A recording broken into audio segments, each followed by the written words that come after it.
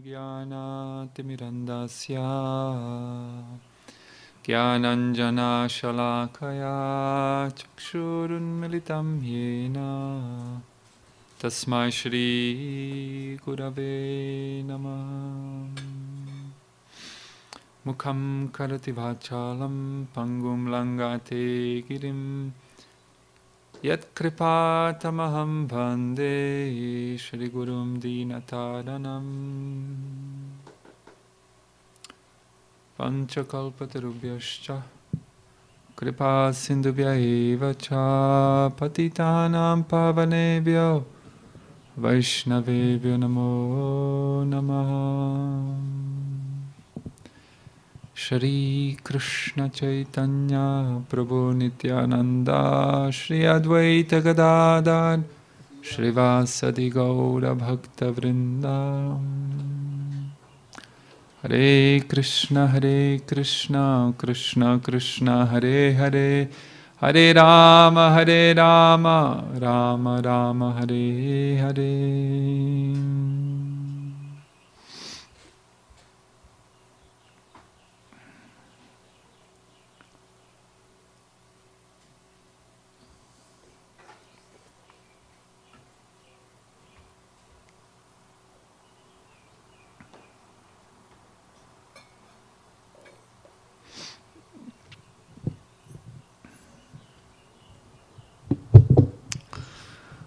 Okay, a question to the esteemed audience. Do you know what pep talk is? Pep talk. Popular. Okay, yeah, in a way. Boost. What kind of a boost? Spiritual Motivational talk, yeah. It's a talk that does not necessarily have to have philosophical value or even real value. The primary, it could contain all of those elements, could be rational, could be intelligent, could be based in something which is real, but its primary purpose, it's not that. Its primary purpose is to create a momentum of maybe even frenzy, enthusiasm in the audience. And so what I'm about to do is not pep talk. Pep talk is for people who are not governed by reason. Pep talk is by other people who are not governed by reason. People who are not governed by reason, even if they hear something which is reasonable, they're not motivated.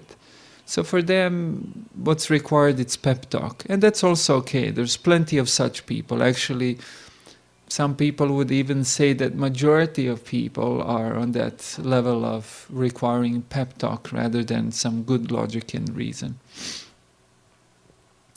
So there's one aspect of spiritual Krishna conscious reality that we shall discuss tonight. But in order to introduce this, I'm going to give you a contrast. You see, it is hard to understand one thing if you have nothing to compare to that thing. If that's the only thing in existence and you cannot compare it to anything else, then it's difficult to understand it. Srila Prabhupada sometimes, at least few times that I can recall, said that people say God is great, but they don't know how great God is. So in order to know how great God is, would mean that you can compare the greatness of God to some other greatness and be able to do the comparative study. And then you could say God is this much great. So in this way you could use some concrete terms, not just a vague term, God is great. So in order to introduce the topic of tonight's discussion, I shall give contrast. And there's a fantastic story given by an author, doesn't matter. Otherwise, very famous author, very thoughtful person. And he wrote a fictitious story, and he called it Caligula. Now, you're almost all of Indian origin in the audience. And you probably have no clue who Caligula was. It was a Roman emperor. It was one of the prominent Roman emperors, and it was known. It was known for its hedonism. Do you know what hedonism is? Oh, you want to say it? Kind of like sense gratification. That's right. Hedonism just means life centered around pleasing senses. That's hedonism. Self-indulgence. That's hedonism. And he was known for being a bit of a hedonist like this. Now, this is a fictitious story that's using a real name of a real person. And what's interesting in this story is how this fellow, Caligula, he considered himself literally the enjoyer. It's hard to imagine being an emperor of the Roman Empire. And that was not a small empire. That was one of the largest and longest lasting empires ever in the world. And so there he was the emperor. Whatever he wanted, it would happen. Sometimes he wouldn't even have to say it, and it would happen, because other people would just serve him.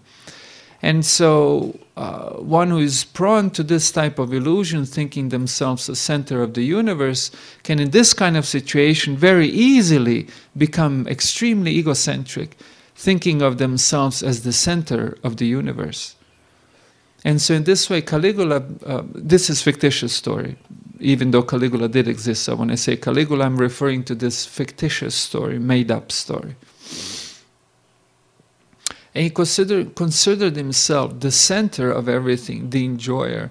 And he was subjugating everything and everyone to his need and desire for enjoyment. In one point, for example, his sister died, and he became extremely angry. He was somehow or other attached very much to his sister. And he became very angry. Interesting. Why did he become angry? He became angry because something happened, and something happened which he did not want to happen. And his attitude was almost, who asked me for permission to eliminate my sister? How did that death did not ask me whether the death could take my sister. Obviously, this person went really crazy. But his egocentrism became so intense that even when something so natural as death occurred, and his attitude was, who asked me for permission? And so what's interesting, as time went on and compacted by the death of his sister, he became more and more perverted in his need to enjoy. And so that is always so. When a person lends themselves to selfish enjoyment, then quickly the person becomes satiated. And then what's required is another dose of it, more intense, more perverted, more different.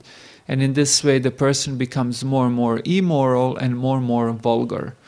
And so this is what was happening to him. He was becoming more and more perverted in his need to enjoy. And so as he was doing this, he was literally destroying people around himself. Sometimes he would order one person to kill another person in his presence. Otherwise he would be killed. It was like he was really losing it. He really went far. It was all kinds of crazy things like this he was doing. He would bring a husband and wife, two couples, and then he would force one and the other to do nasty things to each other. Otherwise they would be killed, and slowly and painfully like this. So in his enjoyment, he was actually destroying everything around himself. And I won't tell you the whole story, but this is enough. This is all I wanted to say. And what's interesting, when the author of this book, when he commented on this book, he said that this book is a story. And it is a story of suicide. It is a story of suicide.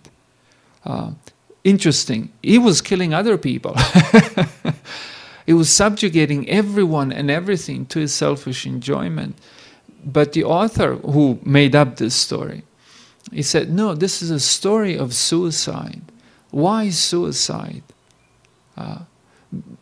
He said, because none of us exist independently of others. We're all parts and parcels of same reality, of same God. And when we see other beings as objects of our enjoyment rather than objects of our service, what we're doing, we're committing violence. So instead of seeing other beings who are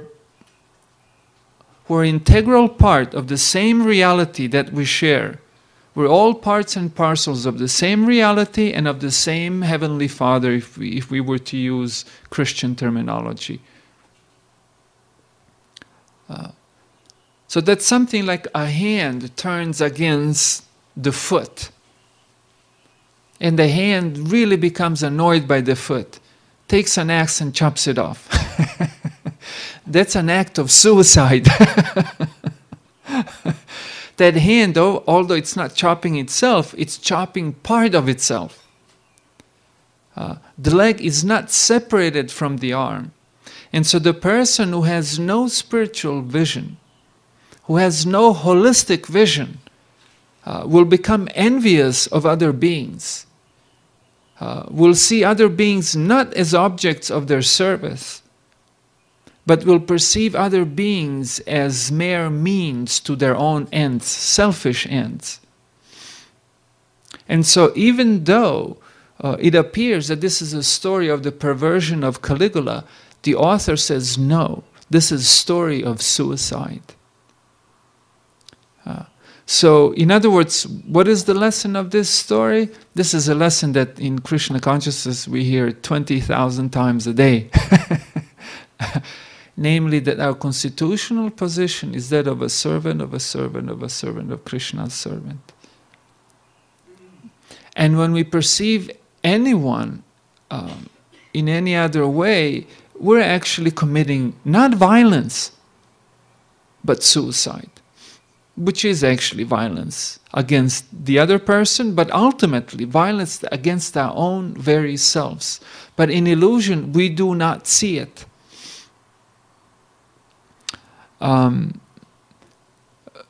Opposite to the selfishness of Caligula is decentralized attitude, that of a servant. One who is in the position of a servant sees everyone and everything as objects of their service. So Srila Prabhupada many times said that service is our dharma, or our constitutional position. Dharma of salt is that it's salty. Dharma of water is that it's liquid. And what is the dharma of the self? Is to serve. Self that does not serve is a spiritually diseased, mentally, emotionally, intellectually diseased self that needs a doctor, a spiritual one. And so Prabhupada gave that example once. He was lecturing in New York, 26 Second Avenue. Srila Prabhupada was lecturing, and his lecture was interrupted by a drunk person who stumbled in and mumbled something about something and stormed out. Prabhupada continued. And then he came back. Came back with some rolls of toilet paper and proceeded into the bathroom, installed the rolls of toilet paper and stumbled out. And Prabhupada made a comment, you see, everyone has a propensity, internal propensity to serve. Because first time when he stumbled, and he was looking around, and he had a peek into the bathroom, and he saw that there was no toilet paper. So he stumbled out, gotten some toilet paper, and came back in his altered state of mind. Parents, friends, spouses, children, all relationships in this world are based upon service. Every healthy relationship is based upon service. The parent that does not serve the child is parent in name only.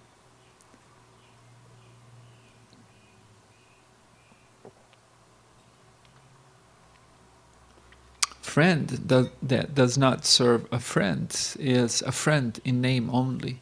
Is a cheater, actually. Usually people get upset when they realize that their friend are not friends.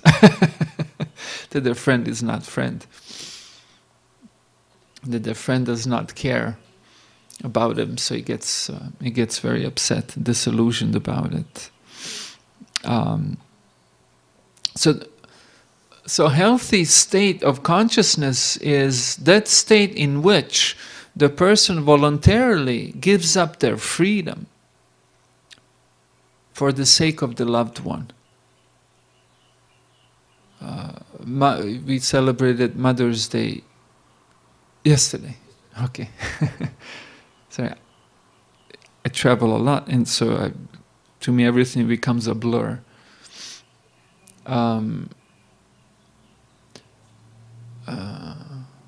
Mother could go out and into nightlife, but no, mother stays home with the sick child and will spend a sleepless night tending to the child. Some or other, when children are born, first few years they get sick a lot. Is it? I see you have a small child. Is that true? Oh, really? Oh, very good. Ah, angel. I can say that because before I get pregnant with her, I saw her. Mm-hmm. And her vision was like, wow. And I knew it's going to be girl for time because having boy. Mm-hmm. And I knew it was going to be.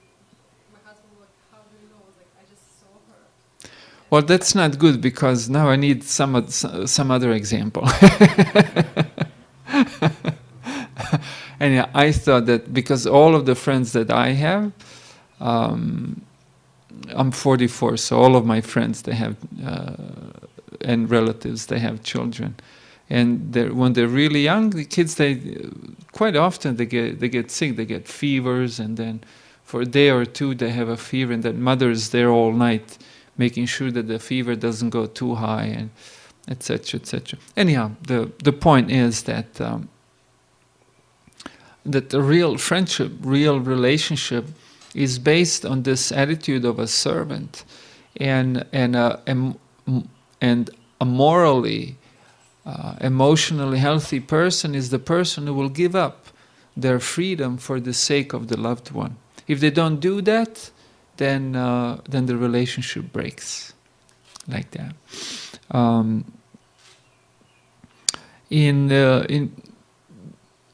In Bhakti Rasamrita Sindhu, Srila Rupa Goswami says that there are 6 characteristics of Uttama Bhakti. Uttama Bhakti means the highest form of devotion. He calls it, well, often we just say Bhakti, or pure Bhakti, doesn't matter. He technically calls it Uttama Bhakti. No need to go into it right now. And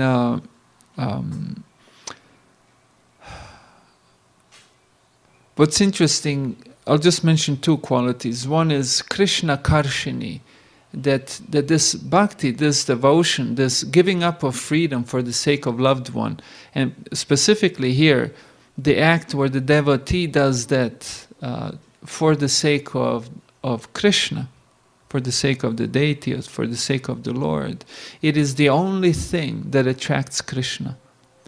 That's why one of the qualities of bhakti is Krishna Karshini. In other words, this bhakti is the only thing that attracts Krishna. What is this? This is this attitude of the devotee that just like devotees here come to Mangalarati and seeing Mataji here. Last time when I was here, she was here every morning, all day serving the deity, always there. She could be, I don't know, sightseeing, but no, she's here tending to the Lord. Someone made cookies for Radharani so she could give them to Krishna, and she has them in the little basket, if you noticed. So this act of giving up one's freedom, in other words, one's free time that could be used, and energy that could be used for other purposes, but is applied to the beloved, to Krishna. This is the only thing that attracts Krishna. There's no other thing you can do to attract Krishna. There's no ritual in the universe you can do to attract Krishna. Rituals do not attract Krishna. Krishna Karshini, only bhakti attracts Krishna. The value of the ritual is only in so much as it carries bhakti, as is a venue through which, a means through which we express our bhakti. Krishna Karshini, the only thing that attracts Krishna, service to Krishna. I hope all of you have some service for the deity here. If not, quickly get one. If you see in the pastimes of Chaitanya Mahaprabhu, when he would return from his travels to Puri, then devotees, first time when he came to Puri, then all the devotees of Jagannath Puri were introduced to him, and then each devotee was described, their family members, etc., etc., and what the whole family, what service they did for the deity. This is the only thing that attracts Krishna, Krishna Karshini. That one becomes selfish, self-centered, that one perceives religion like Caligula. Caligula perceived people as means to his own ends. And people perceive God and religion exactly in the same way. Not all, but most. That religion is something I can some or other get something from.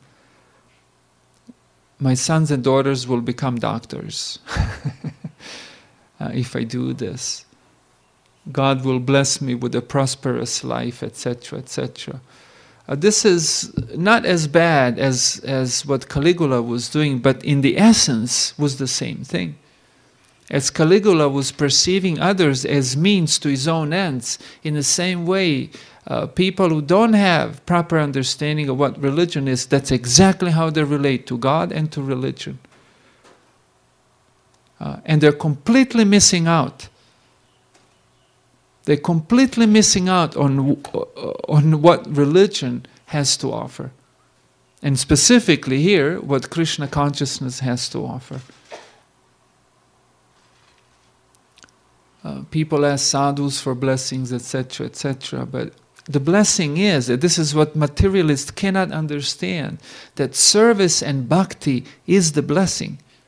Everything else, time will eat it up. With time, everything you realize, manifest, acquire, and achieve, everything is doomed to failure. Such is the nature of this world. The only thing that stays, only thing, is our service to the Lord, the service that we have done. So the blessing, the only blessing, is devotional service.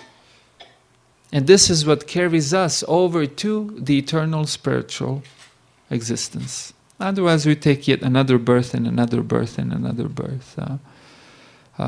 And the other quality that's mentioned there is sudurlabha. Sudurlabha means, labha means to gain, to achieve, and dur means difficult, and su is an intensifier. So that su intensifies the word that comes after it. So sudur means not just difficult, but very difficult. So Krishna Bhakti is not easy to get. It's not even difficult to get, but it's very difficult to get. For two reasons. One reason is that it controls Krishna. It is so powerful that it controls Krishna. If someone has bhakti, Krishna becomes controlled by that bhakti. So this is, therefore it's not given just to anybody. One has to prove himself. And the other reason why is it so durlabha or difficult to get is because it has to be given. Cannot be taken. It has to be given. It has to be given by Krishna, by Srimati Radha, or any of the pure devotees of Krishna.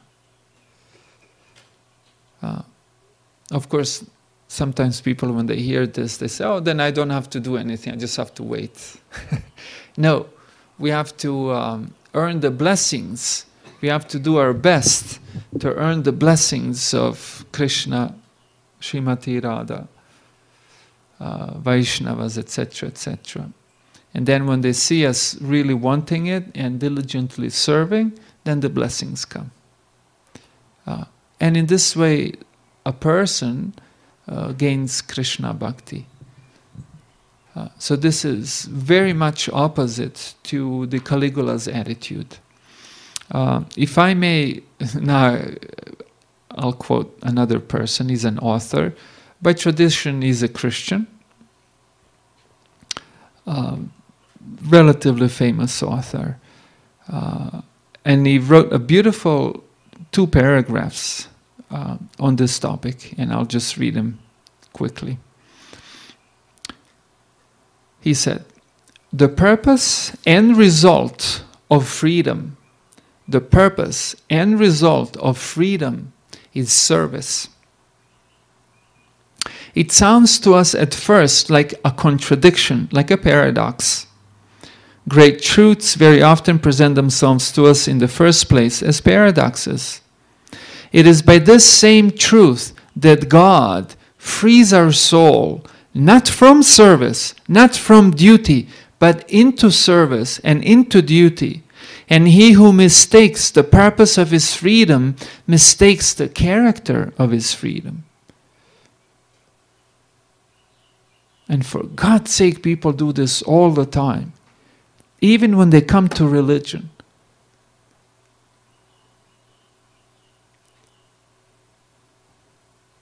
Beautiful sentence. The purpose and result of freedom is service.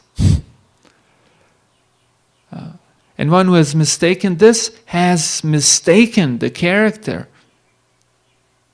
of his freedom. In other words, he does not understand what freedom is.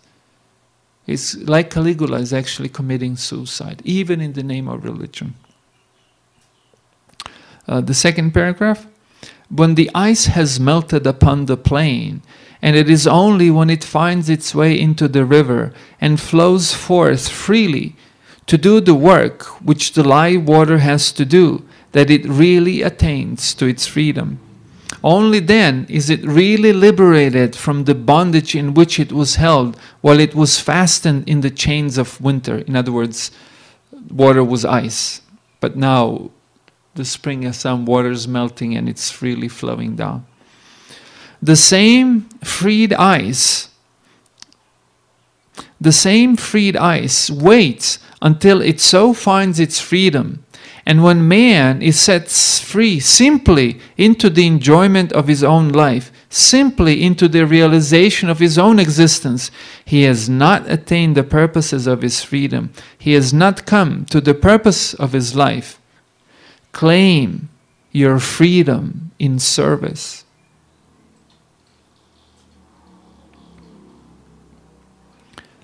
In the Bhagavatam, we have the story of Dadichi. How many of you have read 6th canto of the Bhagavatam? Anyone?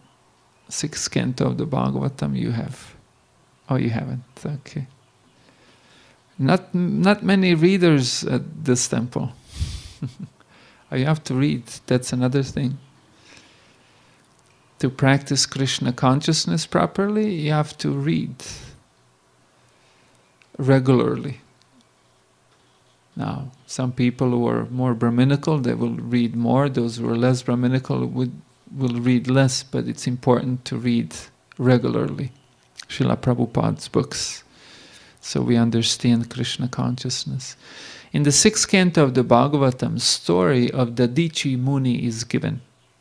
The demigods cut themselves into a trouble, and demons were winning over. Demons were winning, they were gaining the upper hand over the demigods. And so Indra needed help, and as always they cry for help, and the help was given, and he was instructed to go to the sage by the name of Dadichi, and that he asked the sage for the bones of his body.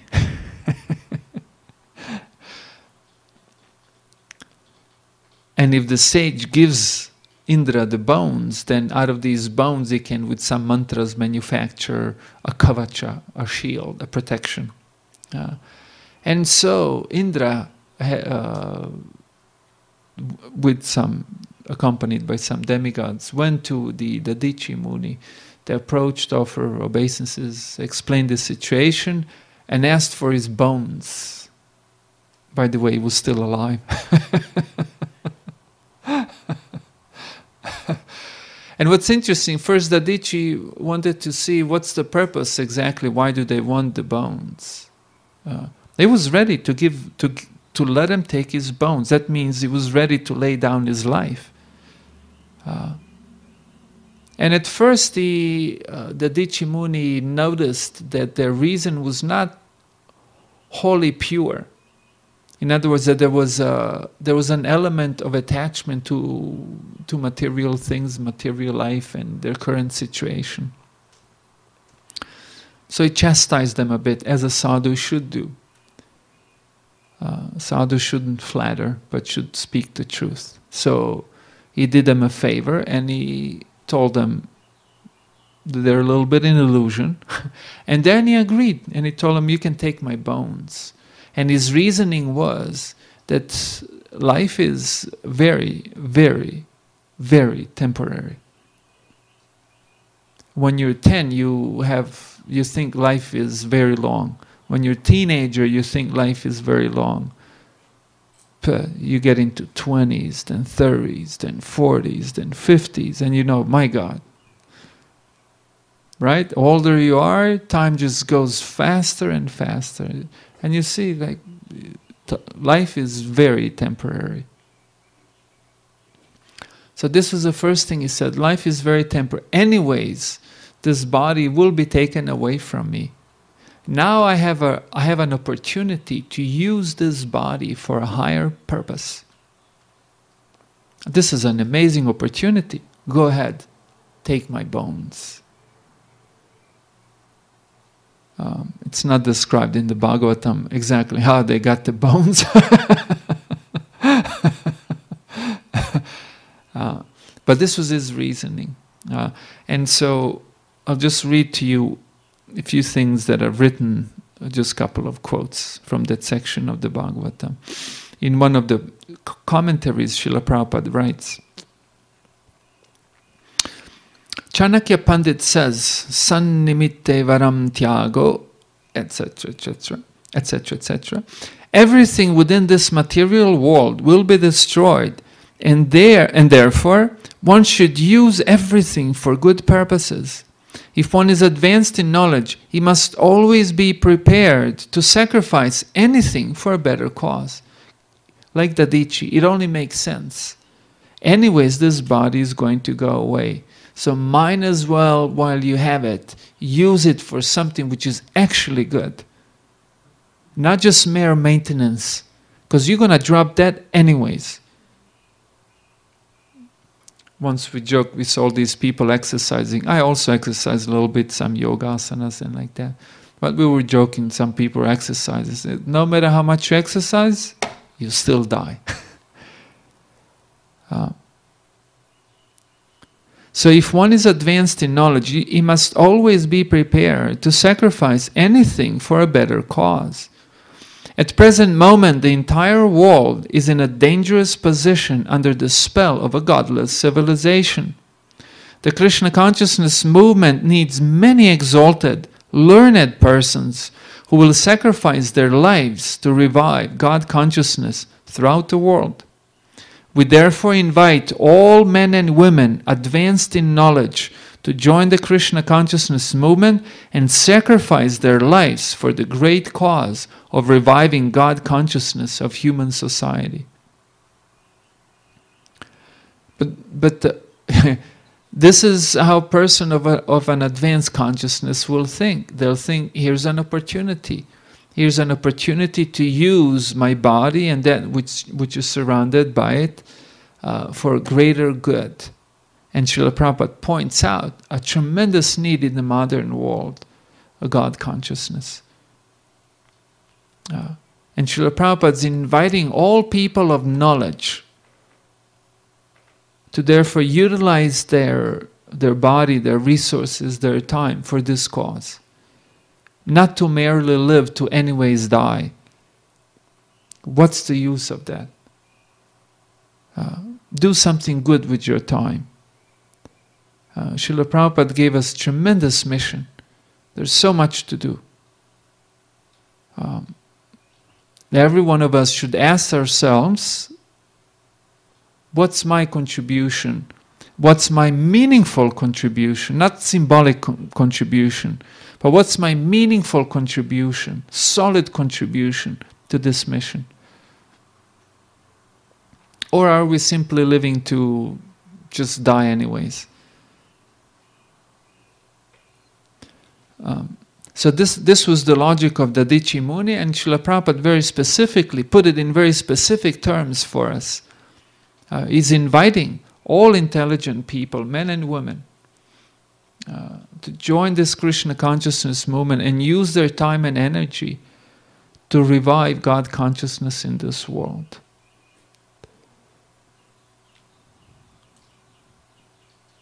Sometimes people of Hindu origin, they think that missionary activities are not good. Why? What is good?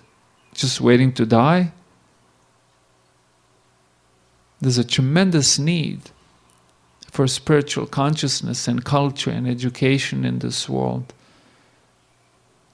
while religious people do nothing. They do, it's not, I'm just saying that there are some who don't do anything.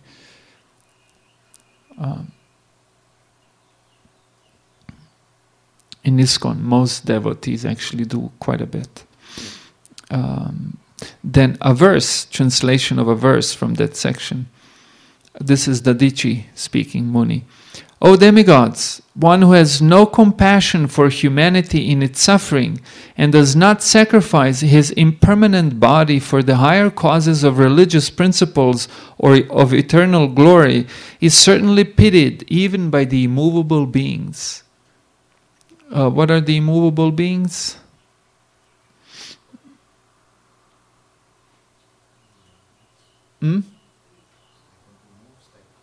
Yeah, give me an example of an immovable being. Tree. Tree is an immovable being. Can you imagine even a tree feels pity for a person who's living merely to die, without wanting to sacrifice, use their time and energy for a greater good? Again, O demigods, one who has no compassion for humanity in its suffering and does not sacrifice his impermanent body for the higher causes of religious principles or eternal glory, is certainly pitied even by the immovable beings. Very intense thing to say. So he's chastising demigods, because demigods are a little bit attached. But he was telling him, no, if you're a person of knowledge, if you're rational, then you will not merely live to die, but you will live in such a way that you use your time and energy to accomplish something which is really good.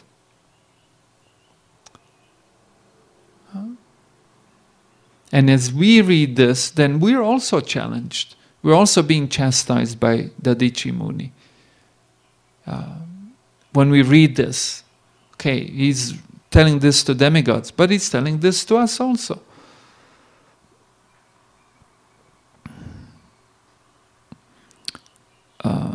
Then the next statement by the Dadichi Muni. If one is unhappy to see the distress of other living beings and happy to see their happiness, his religious principles are appreciated as imperishable by exalted persons who are considered pious and benevolent. In other words, he's saying that this is the highest aspect of religion is to be unhappy when we see the stress of other beings, and to be happy when we see other beings happy. Krishna stated this in the Bhagavad-Gita, also said that the highest of the yogis is one who feels like this. Atmopamyena sarvatra sarvam pashyati yoginaha sukham vayadiva dukham sayogi paramo mataha. Sayogi parama mataha. This is my opinion. This is the highest of all yogis. And then Srila Prabhupada wrote a little commentary on this verse. One generally follows different types of religious principles or performs various occupational duties according to the body given to him by the modes of material nature. In this verse, however, real religious principles are explained. Everyone should be unhappy to see others in distress and happy to see others happy. Atmavat sarva bhuteshu. One should feel the happiness and distress of others as his own. Sarva bhuteshu refers to all living entities, not only humans. This is the highest form of religion. So not only to love God, but to also be compassionate towards other living beings. Okay, if you allow me for one quote from the Bible, for the pleasure of our neighbors here. What is it? What's the church here?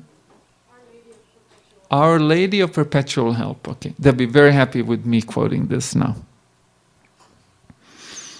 I took this from World English Bible. There are different translations of the Bible. Mark 10, 42, 43, 44, 45. Jesus summoned them, his disciples, and said to them, "You know that they who are recognized as rulers over the nations lord over them, and their great ones exercise authority over them. But it shall not be so among you. Whoever wants to become great among you shall be the servant. Whoever of you wants to become first, he shall become servant of all. For the Son of Man," is referring to himself, Jesus, "for the Son of Man also came not to be served, but to serve, and to give his life as a ransom for many." Which he actually did. This is one of the pillars of Christian theology, that Jesus sacrificed for everybody's, gave his own life for the benefit of all beings. And then the rascals conclude, therefore we need not do anything. Then they drink, eat. Anyhow, it's like that in Hinduism and in Islam. Wherever you go, people are people. Unfortunately, there's plenty of insincere people like that. For the Son of Man also came not to be served, but to serve, and to give his life as a ransom for many. Very powerful. And I'll end with a quote from the Bhagavatam. 10:22-35. Etavat janma safalyam dehinamiha dehishu pranar arithar dhiyavacha shreya acharanam sada. Etavat janma safalyam. Fal means... What's fal? Anyone speaks Hindi here? Yes, fruit. Fruit, yes. So in Sanskritam also, fal means fruit. Safal means that which comes with the fruit, fruitful. Safal or safalyam, that which has quality of fruitfulness. In other words, it's productive, it's good, there's some fruit, there's result to it. So janma safalyam or janma safal means fruitful birth. Means not a useless birth, but a productive, fruitful birth. Etavach, etavan means, it's sort of conclusion like tasmat, it's very emphatic. Therefore, now, we conclude. Therefore, all these shlokas that begin with etavan, sankhya yoga, abhyam, swadharma, etc. These are all very concluding, strong statements. So this is another strong statement. That what is a fruitful birth? Dehinam iha dehishu. For all those who have physical body. Fruitful birth is pranay, arthay, dhiya, vacha. So prana means life air, means very life. Artha means wealth. We all have some wealth. Dhiya means our intelligence, and vacha means our ability to speak. Shreya acharanam sada. Charati means to do. Acharati means to really do. Sada means always. But Shreya for ultimate good. So, if I confused you, I apologize. I'll translate it now all together.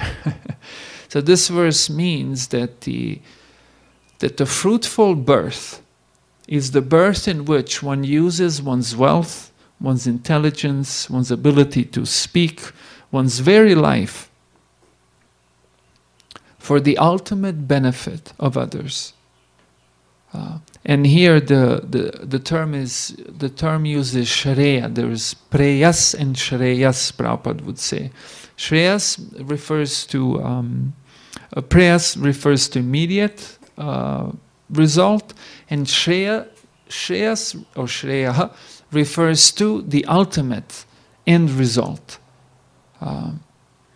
So out of these two, the end result is more important. And so the end good, the ultimate good is to actually turn a person onto the spiritual path. And in terms of today's discussion, that means to bring the person to the point of Krishna Bhakti. That means to bring the person not to the point of Caligula, but to bring the person to the point of actually serving Krishna. Krishna does not need our service. And sometimes people say this. Prabhupada was once, he pointed out ignorance of a news reporter when devotees built a temple in Mayapur. So it was winter time and the pujari had heater on in the pujari area for the deities, as we do. Here you also probably in the winter, when it gets cold, you heat the room where the deity is. And the ignorant news reporter, he saw it, he took some pictures, and he wrote an article in the newspaper that Pujari, you see, he's doing that for himself. Krishna doesn't need heat.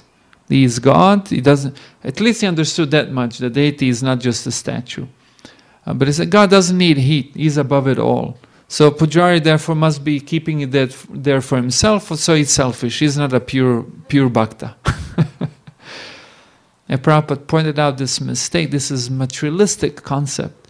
Of course Krishna does not need heat. Krishna does not need to eat. Krishna does not need us. Krishna does not need anything. But this is an opportunity for us to serve Krishna and to be blessed by eternal life. By blissful life now, by good moral life, and by eternal life after we pass out of this body. That is the blessing. And Krishna enjoys this very much. This is the only thing that attracts Krishna. There's no other thing that can attract Krishna. And so every one of us has a physical body. Every one of us has ability to speak. Every one of us has intelligence. Every one of us has some resources, some money, some objects, etc., etc. And to use these, not just merely to survive and then at the end die anyways, but to use them in Krishna's service, and very specifically, as Srila Prabhupada pointed out, to promote Krishna consciousness throughout this world in a meaningful way. this constitutes a fruitful birth. Otherwise, we just live for nothing. Our time will come, we'll just be gone, and like we never existed, pointless. This is the logic. And Caligula was a suicider, a suicidal fella. Om Tat Sat. Are there any questions or comments, perhaps? Yes. In practical life, all human beings, they get served when they are young, they become older parents, they serve their children. Mm-hmm. How much a person should focus on serving others than your own ones? Then your own? Ones, like your children, Ah, okay. the one not related. Got it. It's a little sticky at the bottom.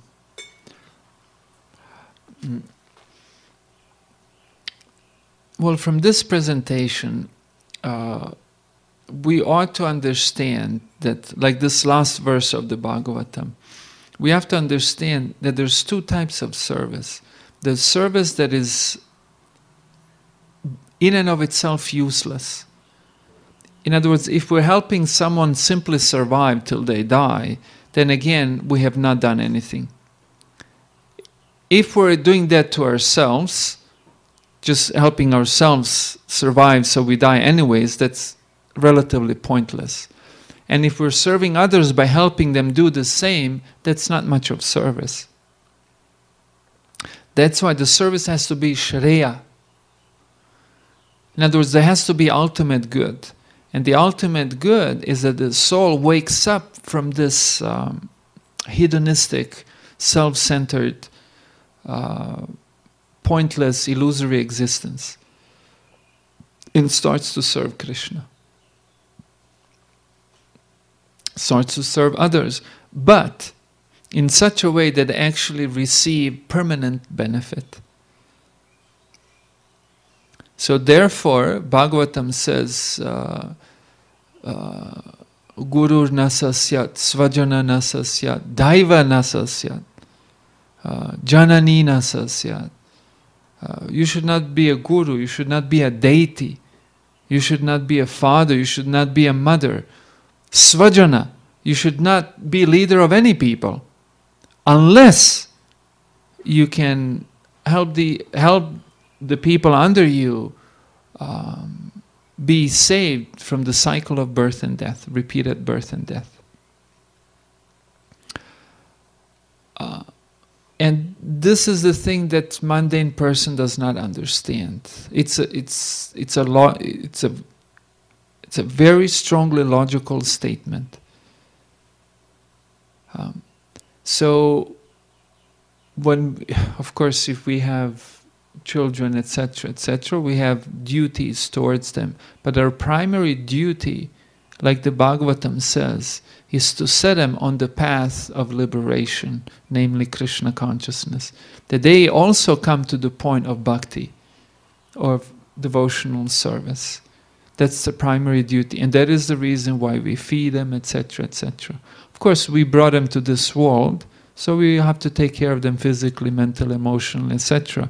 But all of this for the purpose of setting them onto the right path.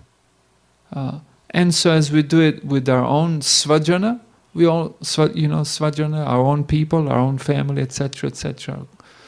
So we also do the same service to other people. Of course, we have immediate duty towards our own family, but then as soon as that is covered to some decent extent, then we use the rest of our energy to help others.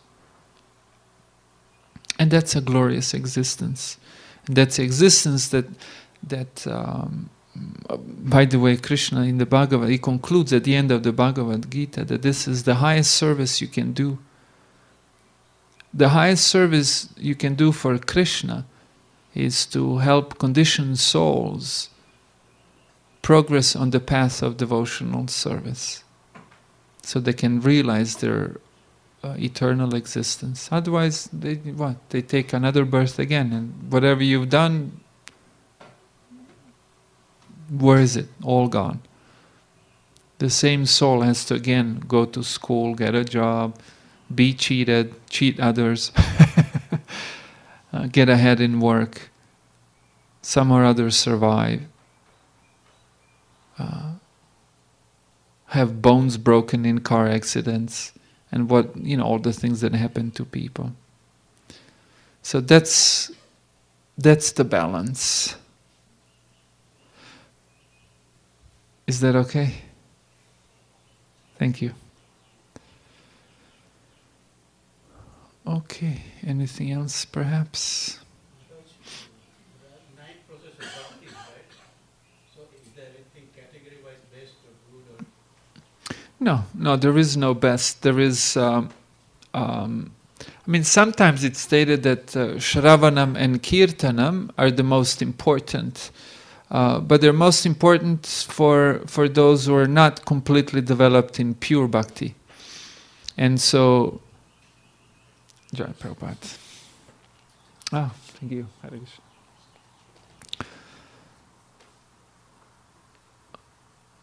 I can buy myself ice cream. No, just kidding. I would never do that.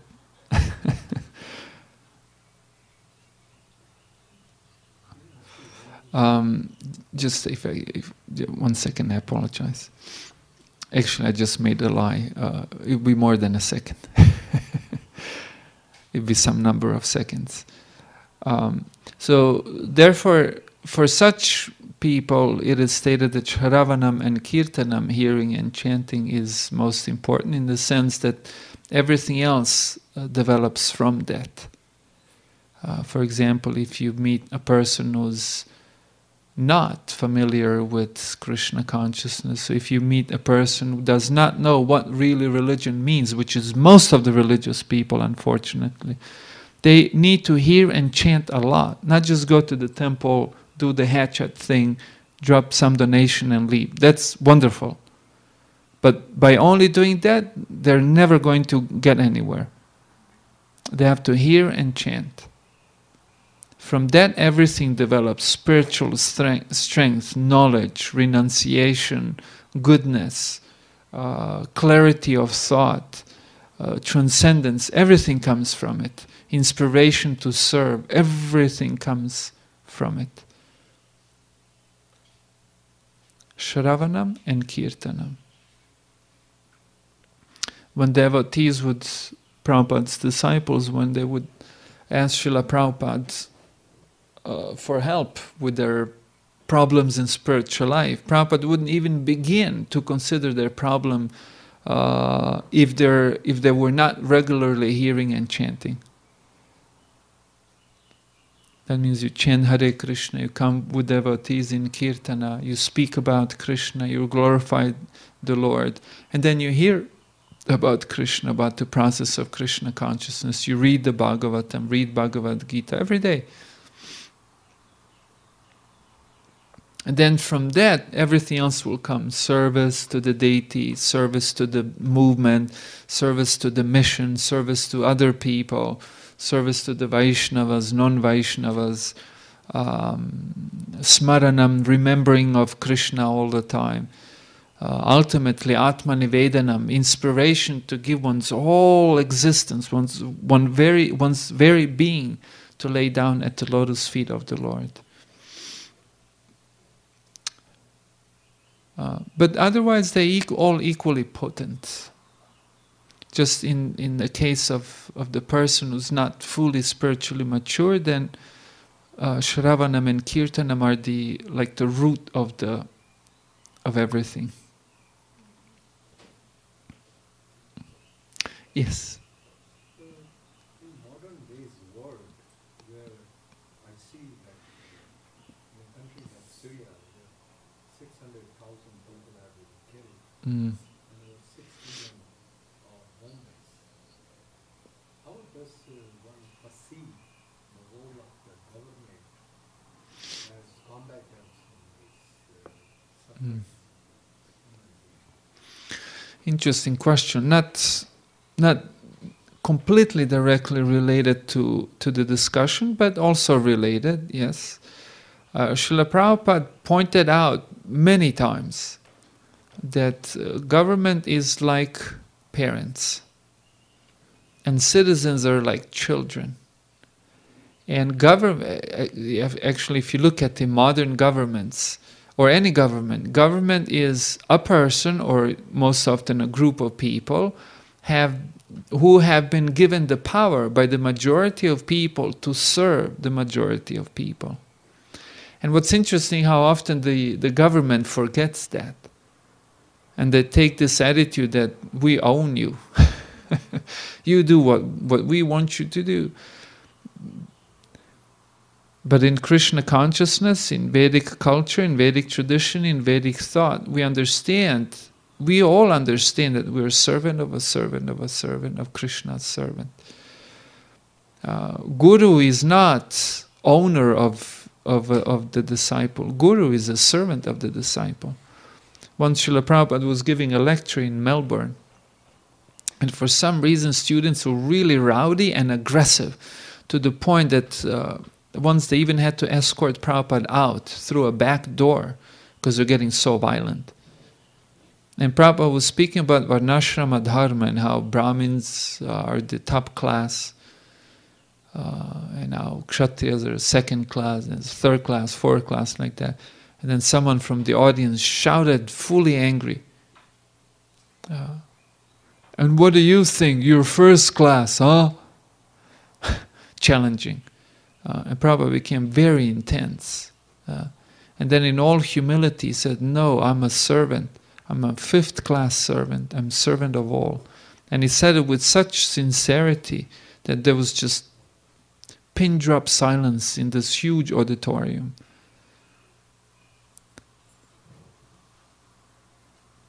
Guru thinks he's the owner, is a garu. Prabhupada said. Garu means a dog. He's not a guru, he's a dog.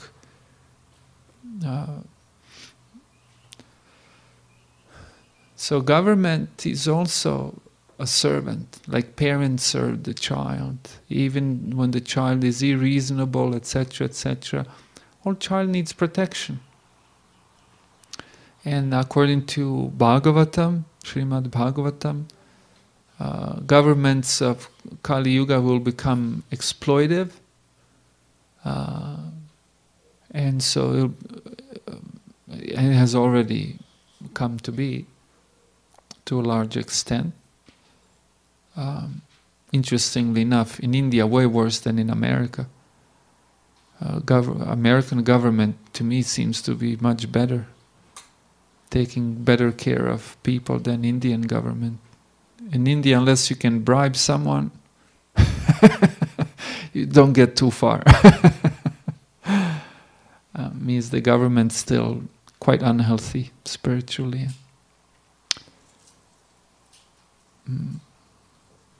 And so being unprotected like this by their very own parents, meaning the government, the people will be fleeing to forests. That's what Bhagavatam says as the Kali Yuga proceeds. In America you can see, I don't know what's it like in Canada, but in the States, more than a third of the population has no health insurance because they can't afford it. And the government allows for this. It's horrible. It's really bad. Of course, Americans, they want to get everything for free, the lazy people. But in Vedic culture, the king's duty was to make sure that everyone does their duty. That's one of the duties of a Kshatriya. So there's no unemployment. The king gives employment, makes you work, and then he gives you a pay.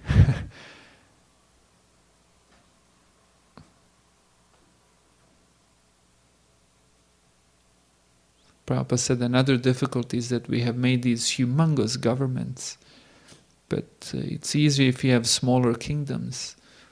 And then in each kingdom you have to have a king who's, Raja Rishi, who's a rishi amongst kings. In other words, he's like a sadhu. That's why in Vedic tradition, kings were forced to live like sadhus at the beginning and at the end of their lives. By the time the king would have 50 years, get out. Time to go to the forest, life of renunciation. And so, and they would begin as brahmacharis. They would live in the house, in the guru kula, in the kula of the guru, with the family of the guru, and be like a menial servant. Go out, beg for alms, and then guru. He wouldn't eat unless the guru told him to eat. He would just fast. Wouldn't even mention that he's fasting. And so in this way, made it possible for these kings to not become arrogant, puffed up, and attached to matter. Because they began their lives with renunciation and they ended their lives with renunciation. This was very important for the kshatriyas, the rulers, because while ruling they would live lavishly, very opulent lives. But if they knew that at the age of 50 they had to give everything up, then they would make sure they don't become attached. It's easy to give everything up when you're not attached, but if you're attached, you may literally become mentally ill, disordered. You may literally mentally snap. In history, there have been people who committed suicide because they couldn't bear the fact they lost everything. So this was a natural parking brake. Brake to slow down the train of materialism. So in this way, kshatriyas could be Raja, Rishi. They could be kings but rishis, or rishis but kings. Prabhupada comments in the Light of the Bhagavata. How many of you read Light of the Bhagavata book? Does anyone of you have that book, Light of the Bhagavata? Oh, you should buy it as soon as the shop opens. You have to have all of Prabhupada's books. You can't be a good devotee if you don't know what Prabhupada taught. In the Light of the Bhagavata, Prabhupada says that nowadays, unlike in Vedic times, politicians don't leave their posts until they kill them, until they get assassinated. And he told the same thing to Gandhi. God knows if Gandhi ever read Prabhupada's letter, but Prabhupada told him, look, you better leave politics and just, use your name and fame and influence to preach Bhagavad-Gita. Otherwise, the way things look, the way things are, someone will kill you. And shortly after it actually happened. Gandhi was another uneducated person. He didn't have a guru, so he speculated a lot.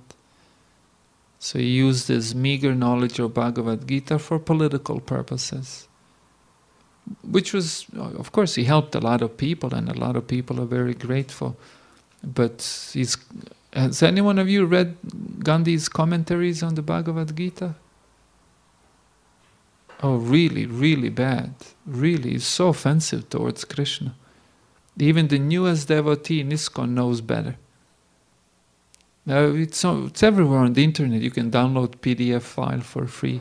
Gandhi's commentaries on the Bhagavad-Gita. Really bad. Really, really bad. I couldn't even read the whole thing. It was so offensive.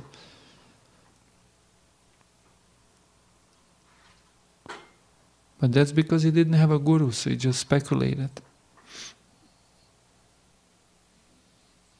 Wasn't a good philosopher, Gandhi. But he had a good sentiment. Prabhupada had lots of respect for him. Was even his follower for a while, when he was a young man. Okay. All right. Thank you for your attention and your time given to oral reception, Prabhupada would say. Hare Krishna.